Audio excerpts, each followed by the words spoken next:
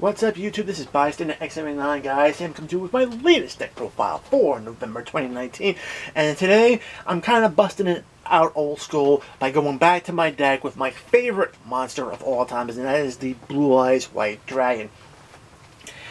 Alright, ever since the very first episode, with Kaba busting out all three Blue Eyes against Yugi, only to get blown away by Exodia, Blue Eyes has always been my favorite card in this game.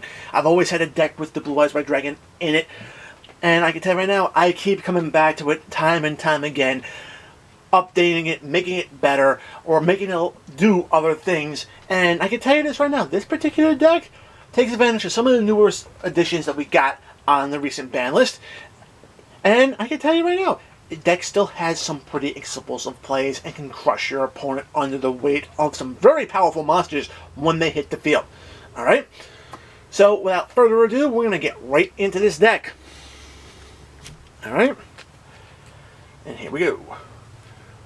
We got 3 copies of the Blue Eyes White Dragon. You cannot run a Blue Eyes White Dragon without 3 copies of this card. It is an unwritten rule of this game. Alright? Personally, I would prefer in the rule book, but no, this is kind of an unspoken rule between a lot of players. If you're going to be running a Blue Eyes White Dragon deck, you gotta have 3 copies of this card. Alright? It's just nostalgia purposes, but still, a level 8 Dragon type beat stick with 3,000 attack, it does a lot of different things in this deck besides just attacking, so definitely worth having 3. Next level 8 dragon will be 2 copies of Chaos Dragon Legionnaire. Alright, the newest Chaos Dragon is just so amazing. Being able to banish 3 monsters of a particular attribute can get you certain effects. So 3 light attributes can get you the ability to resurrect a monster out of your graveyard, so to extend and get an extra body on the field for more attack. 3 dark attributes being banished from the graveyard can turn around and allow you to get a monster off your opponent's field by bouncing off. Or if you use a combination of light and dark, any combination of the 3 monsters being light and dark, you could pop up the 2 cards on the field, which is actually pretty awesome. So this card does allow you some extra field presence control, which is just huge. Alright. Speaking of field presence control, we gotta control the back row, so that's why I run 3 copies of Dragon Spirit of White. I mean, I always love this card in this deck. I mean, just being able to banish off pesky floodgates is just an amazing ability to have. And as long as your opponent controls 1 monster, you can tribute this guy off and get out the OG Blue Eyes to cause a little extra damage. Alright? Now, some support dragons, we got 1 copy of Omni Dragon Brotor. I mean, Brotor is so huge in any dragon deck. He needs to be run.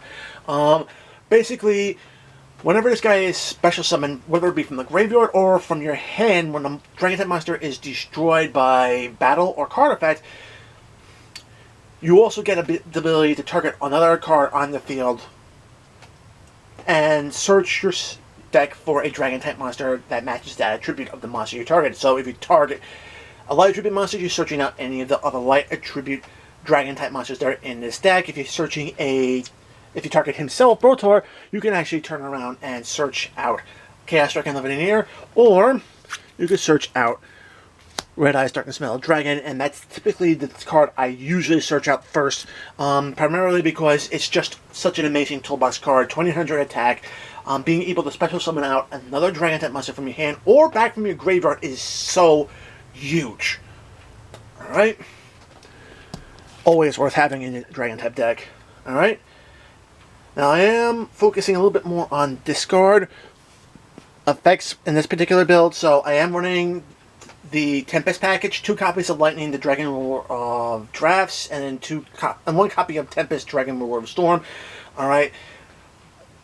You discard a Lightning plus another Dragon type monster from your hand to the graveyard, special summon Tempest onto the field, which is awesome. It's a 2400 attack on body, so a little extra damage does help this deck out. Tempest isn't a slouch itself. Discard it plus another Dragon or Wind type monster, and then you can turn around and search your deck for another Dragon type monster to add to your hand, which is just huge. Alright? It's a great little toolbox set.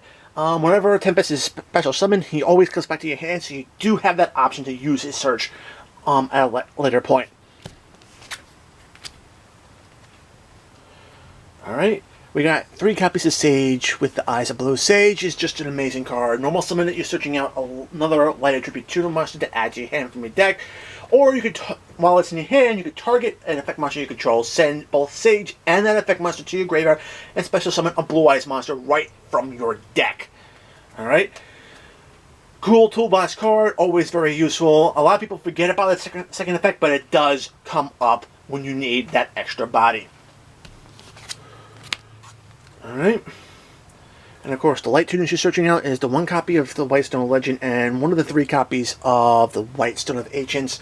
Whitestone of Legend will add a Blue Eyes White Dragon from your deck to your hand right away, while the Whitestone of Ancients, you have to wait till your end phase and special summon a Blue Eyes monster from your deck to the field, which is also pretty good. While in the graveyard, Ancients can also banish yourself and return a Blue Eyes monster from your graveyard to your hand. So keep that in mind as well, because you could potentially return a Sage back to your hand, basically just to target a effect monster to get another Blue Eyes monster out of your deck onto the field. So it's a pretty interesting combo, and it's very useful. Alright, for the deck, we're running 3 copies of Dragon Ravine. Ravine is your key discard option. Pitch a card from your hands, send another card from your graveyard. Just an awesome discard outlet for the deck overall. We have 1 copy of Dragon Shrine, just to help load your graveyard and get the deck going. Send a normal dragon monster, either the original Blue Eyes or Dragon Spirit of White, since it counts as a normal monster in the graveyard, and you can send an additional Dragon type monster from your deck to thin out your deck. Alright, consistency is key with this deck. So also for extending, we have Monster Reborn, self-explanatory, grabs a monster from either player's graveyard. 1 for 1. The key monster that I like bringing out with this card is going to be Brotor, just to get that extra search and be able to progress my plays. Alright. 3 copies of Return of the Dragon Lords. Alright, being able to resurrect a level 8 Dragon type monster from your graveyard to the field is just awesome. While this card is in the graveyard, you can banish this card from the graveyard, and basically your Dragon type monsters can't be destroyed by battle or card effects. So it's definitely got that double sided ability, and I love having this card. Alright. 2 copies of Seller's Cry. I mean, we are running technically 6 vanillas in this deck, so you are going to get use out of this card. Just bringing back Dragon Spirit of White is so huge to get those nasty back row cards off the field, especially during your opponent's turn. Alright, and then of course, since we're going to be discarding a lot, we have 3 copies of Super Rejuvenation. Alright, you need to open up with this card or draw into it, but hey, when you do have that card with a lot of discard outlets, you're going to be getting a lot of resources out of your deck during your end phase, and it just helps the overall consistency of this deck. Alright? Terraforming to get into your Dragon Ravines. Trade in to get it to draw deeper into your deck by discarding a level 8 monster. We are running 8 of them, so. And then last but not least, I'm actually running 2 copies of the Ultimate Creature of Destruction. It is a protection spell for your Blue Eyes monsters while they're on the field, which is actually very good. And if you ever normal special summon a Blue Eyes card while this card is in the graveyard, you can reset it onto your field, giving you at least 4 chances to protect your monsters from your opponent's card effects if you don't have other ways to protect them on the field already. So, awesome trap card. Definitely worth running. Alright. Going into your extra deck, 1 copy of the Blue Eye Spirit Dragon. Oh man, this card is just an amazing synchro. Alright? Basically, it prevents your opponent from activating card effects that activate in the graveyard, which is huge. Alright? Prevents your opponent from special summoning more than one monster at a time, so it kind of shuts down pendulum summons, which is even better. Alright? And it does have that ability to tribute itself off to get out another light attribute synchro dragon onto the field. Alright? One of the key targets that I like to bring out is 1 copy of the Zora's Silver Dragon, because once this guy hits the field, all dragons on your side of the field cannot be targeted or destroyed by card effects. Alright? And that extends until the end of the next turn. Oh man. Not only that, but during the standby phase of your turn, you get to special summon a vanilla Dragon-type monster back from your graveyard to the field and ultimately ruin your opponent's day. Alright? Awesome card to have. Alright? Some other targets you have for Spirit, we have Black Rose Moonlight Dragon, can target high-level monsters just to bounce them off the field, great field control, and if you have an extra level 1 tuner, you could tune this guy and turn him into the Clear Wing Synchro Dragon. I mean, this will just negate monster effects and cause all sorts of havoc. And then last but not least, last target is going to be Stardust Spark Dragon. I mean, Sparky can protect itself from being destroyed by Spirit's effect with its own effect, and then you can keep him on the field and utilize his effect, which is a quick effect to protect other monsters that you have on the field, or even other cards as well. So it's a huge boon for the deck for that level of protection. So awesome card. And last but not least, the last thing I'm running is one copy of Cloud Castle. I mean, Cloud Castle will bring back any level 9 monster from your graveyard. Typically, you're going to be bringing back the tributed off Blue Eye Spirit Dragon, basically to overlay so you can go into the true king of all calamities. And calamities, I think, is self-explanatory. Detach a material from it, you declare one attribute, and then all monsters on the field become that attribute. And then here's the best part: your opponent is not allowed to attack or use effects with monsters of that attribute, which is just amazing. Alright, so like a pseudo skill drain for the deck, and it just works out so well. Alright, other rank 8 stuff, we got Dingirsu.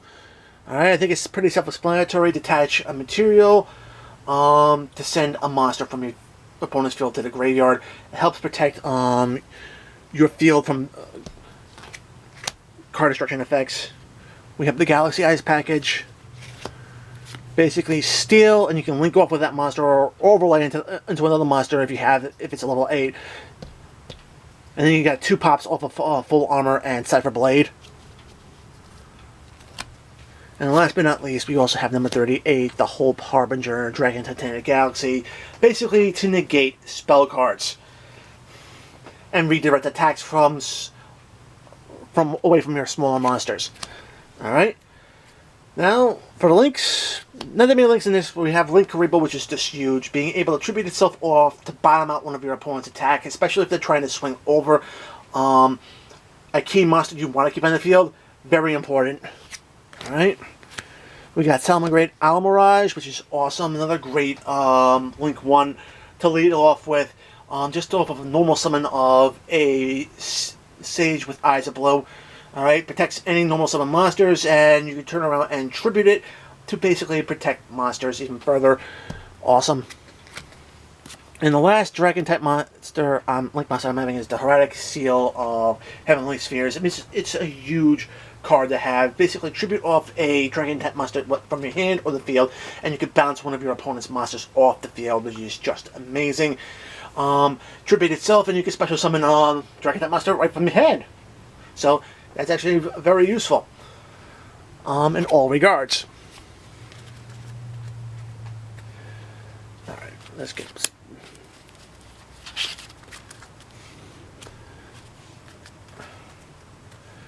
Alright guys, that is it for my Blue Eyes deck for November 2019. Guys, I really hope you enjoyed this deck profile. If you liked it, give it a thumbs up. If you want to see more content like this on my channel, make sure to subscribe and enable notifications, especially the YouTube notifications, so you don't miss a single upload. Check out my description box below. Find the invite link to my Discord server. Join the conversation. We'd love to have you. Follow me on Twitter at BystanderX79. And guys, until next time, peace.